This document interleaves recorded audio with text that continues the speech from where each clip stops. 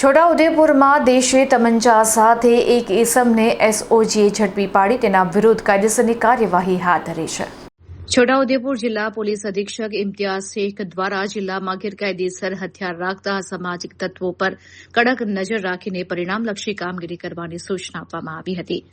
આ સૂચનાના આધારે એસઓજીના પોલીસ સબ ઇન્સ્પેક્ટર એમએચ જાદવના માર્ગદર્શન હેઠળ સ્ટાફના કર્મચારીઓ પાનવડ પોલીસ સ્ટેશન વિસ્તારમાં પેટ્રોલિંગમાં હતા. પેટ્રોલિંગ દરમિયાન પોલીસ ટીમને ચોક્કસ અને ખાનગી બાતમી મળી હતી કે એક ઇસમ પાસે ગેરકાયદેસર હથિયાર છે. બાતમીના આધારે એસઓજીની ટીમે ઉદયસિંહ શંકરભાઈ રાઠવાના કબજા ભૂગવટાના રહેણાંક મકાનમાં અચાનક રેડ પાડી હતી.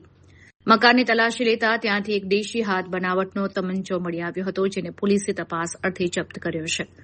આ મામલે પકડાયેલા આરોપી ઉદયસિંહ રાઠવા વિરુદ્ધ પાનવડ પોલીસ સ્ટેશનમાં ધી આર્મ્સ એક્ટ મુજબ ગુનો દાખલ કરી આગળની કાયદેસરની કાર્યવાહી હાથ ધરવામાં આવી છે.